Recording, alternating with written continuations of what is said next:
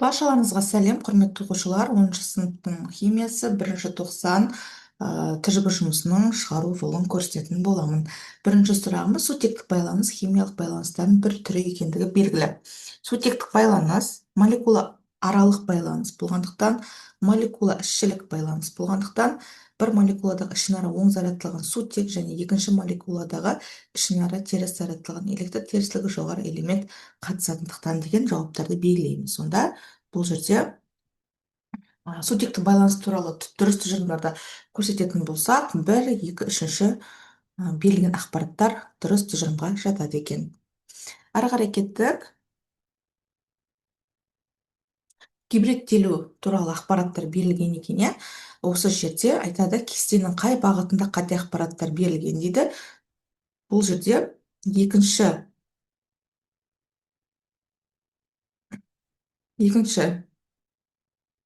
гибридтену туралы бізде қате ақпараттар берілген. Жауабы В жауабы болады. Міне SP2-ның гибридтелуі бізде 130 градус деп тұр, ол жерде 120 градус болу керек еді. Сондықтан да бұл жерде екінші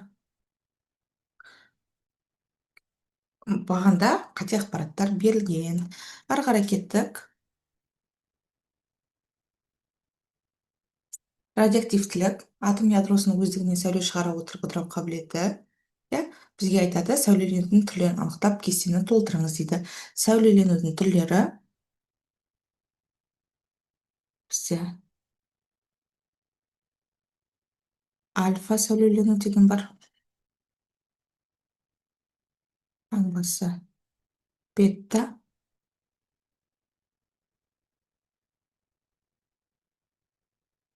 және де гамма.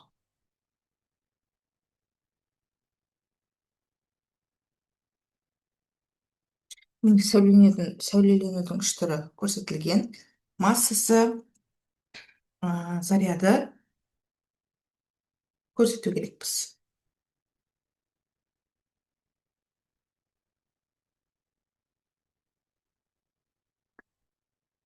Бетта.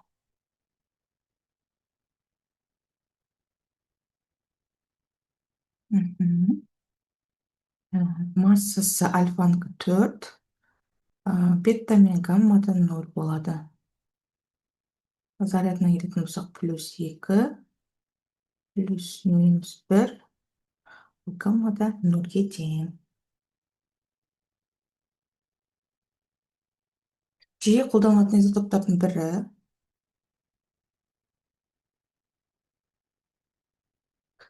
калий, жартылай ыдырау мерзімі 12-де 4 сағатты құрайды. Осы изотоптың бір альфа және 2 бета ыдырау теңдеуін құрыңыз дейді.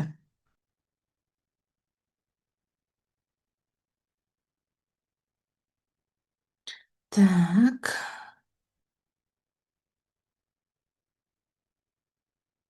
Мына жерге жазып қояйық. Калий 19-да 42.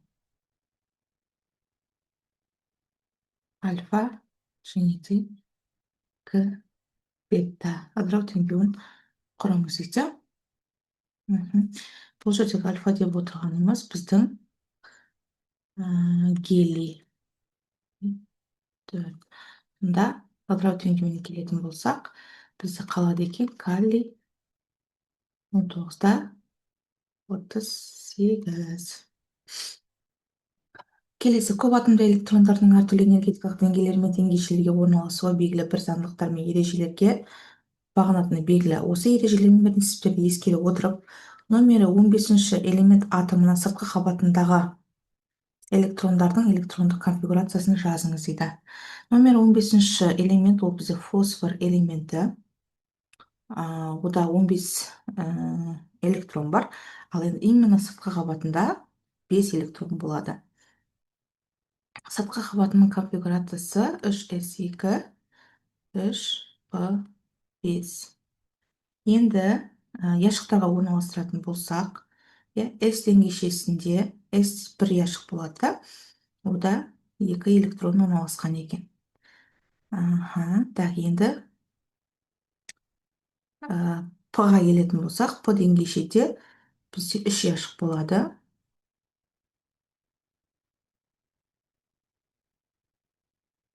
Ода 5 электрон орналасқан екен. Бірінші жоғары жаққа қаратып орналастырып аламыз. Сосын барып төмен қаратамыз. Бізде міне 5 электрон жазып қойдық. Мхм. Сонда мына жердегі міне 3s2 деп отырғанымыз мынау, ал мына жерде 3p5-іміз. Так, енді келесі.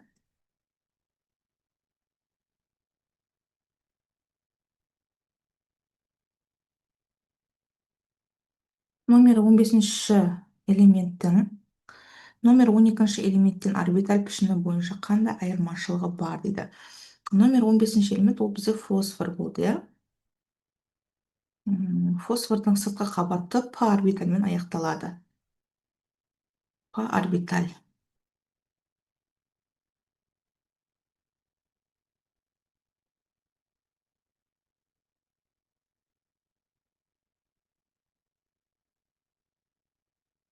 Ал номер 12-ші ол бізде магний деген элемент.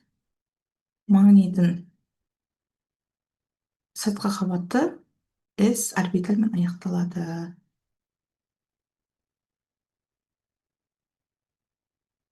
Айырмашылығы міне осы жерден көруімізге болады.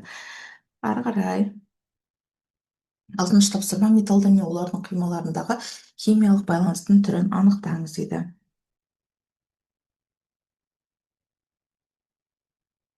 Химиялық байланыс түрі бұл жерде металдық болады.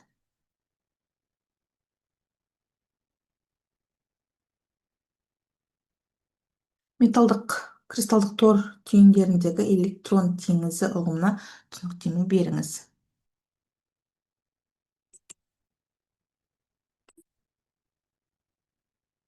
Металдық кристалдық тор түйіндеріндегі электрон теңізі ұғымына түсініктеме беріңдер. Металл атомының электрондық құрылысына назар аударатын болсақ, сыртқы қабатындағы электрон саны салыстырмалы түрде аз. Сыртқы электрондары атом ядросына әлсіз тартылатындықтан металдардың иондану энергиясы төмен болады. Сондықтан металл атомдары бір-бірімен қосылғанда сыртқы электрондары атомнан бөлініп, бос электрон газын, яғни электрон теңізін түзеді.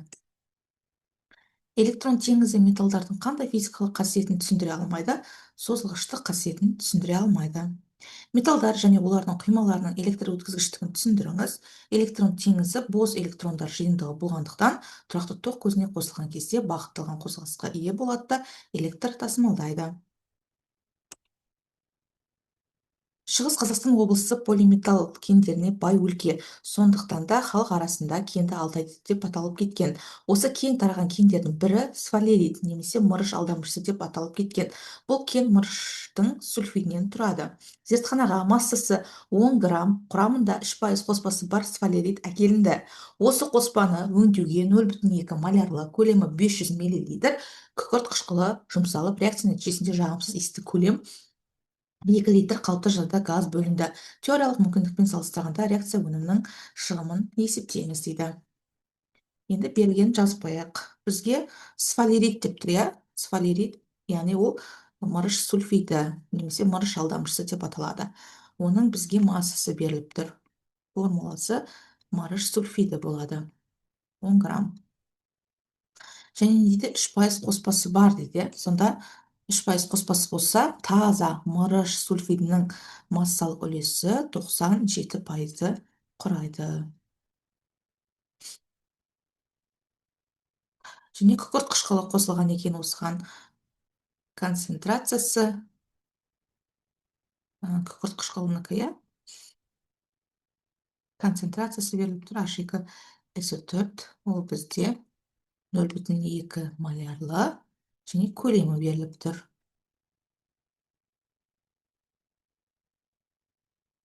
500 миллилитр. Және көлемі беріліп тұр газдың, иә? Бізде газ бөлінген екен, иә? 2 литр газ бөлінген екен. Енді бізге табу керек. Шығымды табу керек. Реакция теңдеуін жасайық. Мырыш сульфидіне күкірт қышқылын қосқан екен, иә?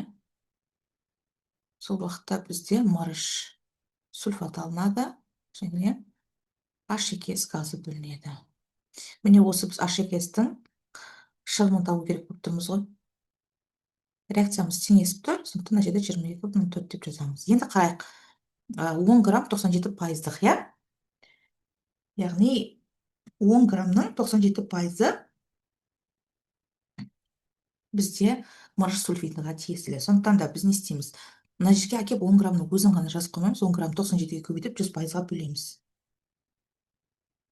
9,7 грамм шығады екен. Астына молекулалық массасын жазамыз. Мырыш 65, күкірт 32, бұл 97 болып тұр. Енді мына күкірт қышқылының асты 98 болады. Енді бізге күкірт қышқылының концентрациясы мен көлемі беріліп тұр, иә? Осы арқылы біз не істейміз? Оның жаңағы массасын тауып алуымыз керек.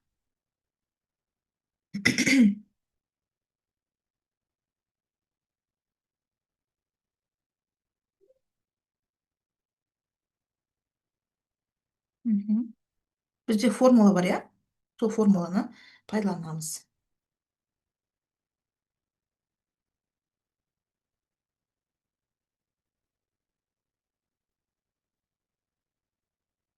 Бізде мынандай формула бар. С тең зат мөлшері бөлінген В көлем деген формула бар. Міне осыдан біз зат мөлшері табу керекпіз. Зат мөлшері табу үшін істейміз, концентрацияны көлемге көбейтеміз. Мына жерде 500 мл-ді литрге айналдырып аламыз. Концентрациямыз 0,2, иә? Мынаны литрге айналдырып алатын болсақ, қанша болады? 0,5 литр болады, иә? 0,5-ге көбейтеміз. Сонда қанша болады? 0,2, 0,5-ге көбейтсек 0,1 шығады екен. Армен қарай массаны таба саламыз. Массаны табу үшін істейміз.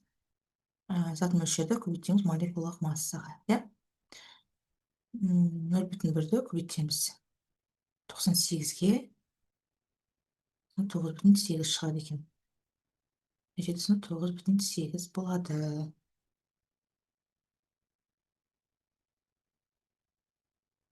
Енді x табу үшін екеуінің қайсысымен шығарсақ та бәрібір болып тұр, себебі зат мөлшерлері екеуінде де бірдей. Енді x табамыз. 9,8-ді көбейтетін болсақ 22,4-ге бөлеміз 98-ге, сонда 2,24 литр шығады екен. Енді шығын табу үшін біз не істейміз? Шығын табу үшін не істейміз?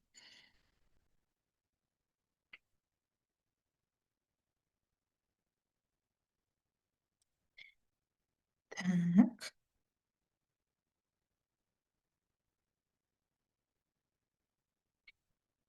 2 литрді бөлеміз 2,24 литрға, көбейтеміз 100%-ға. Сол кезде шығымы шығады.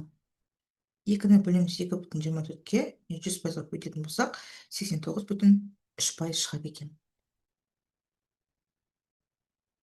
Сонда алынған газымыздың шығымы 89,3%-ді құрайды.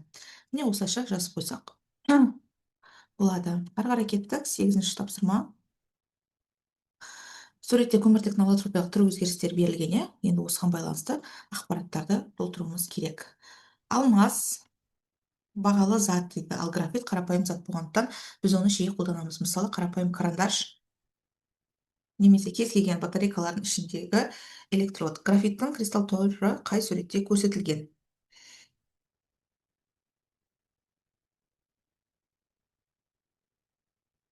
Графиттің кристалдық торы бізде С суретте көрсетілген. Жазып қояйық. С суретте. Графиттің кристалл торы түрі қандай? Атомдық. Себебі қатты зат, атомдық. Графиттегі химиялық байланыстың түрі ковалентті полюссіз.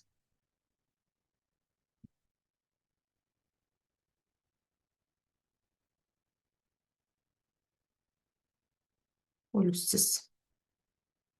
Алмаз электротогын өткізбейді, ал графит өткізеді. Себебін түсіндіріңіз.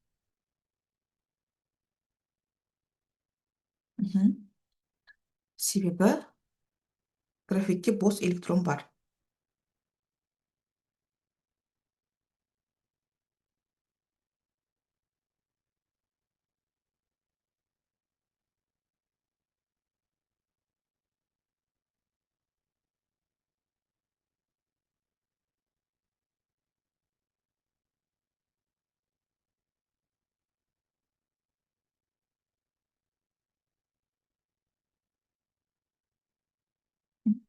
кремний карбиді карбонатта бір кремний көшірілесі төрт көміртек атомымен, ал әр көміртек төрт кремний атомдармен берік байланысқан. Карбонаттың физикалық қасиеттерін болжап жазыңыз.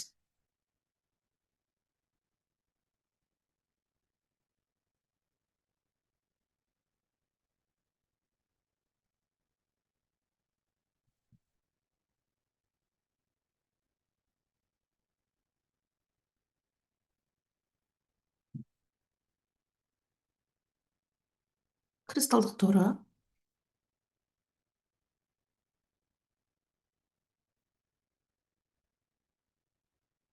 алмасқа ұқсайды.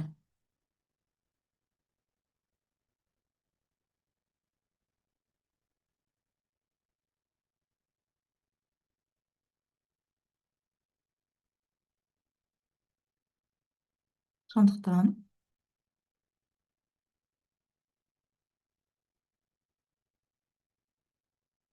қатты және берік.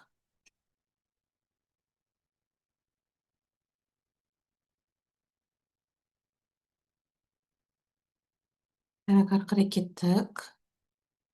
Тоғызыншы тапсырма төменде кестеде галогендердің кейбір қасиеттері көрсетілген. Кестеде берілген мәліметтерді қолдана отырып, жоғарыдан төмен қарай химиялық белсенділігі қалай өзгеретінін болжаңыз. Жоғарыдан төмен қарай химиялық белсенділік бұл кемиді. Кестеде берілген элемент қосылыстарының төменнен жоғары қарай химиялық белсенділігінің өзгеруін түсіндіріңіз дейді. Төменнен жоғары қарай.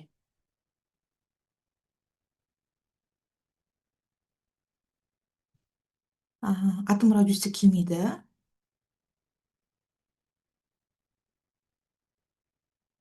Атом радиусы кемиді. Ал белсенділік артады. Яғни артады болады жауабы. Астаттың балқу температурасы және агрегаттық күйін болжаңыз дейді. Астаттың балқу температурасы 230 градус шамасында.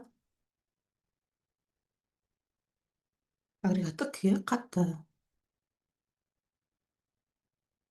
Кестеде берілген элементтердің сутекті қосылыстарының судағы ерітінділеріндегі қышқылдық қасиеті қалай өзгеретіндігін түсіндіріңіз дейді. Судағы ерітінділеріндегі қышқылдық қасиеті қалай өзгеретіндігін түсіндіріңіз.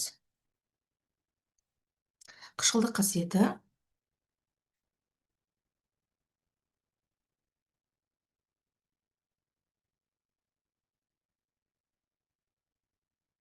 артады.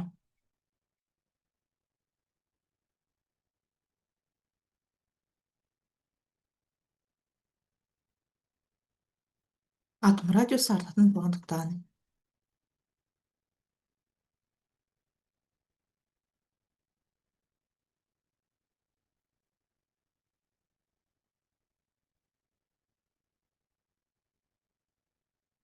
Міне осымен ТЖБ жұмысын шығару жолы аяқталды. Баршаларыңызға сәттілік. Сұрақтарыңыз болса қойыңыздар.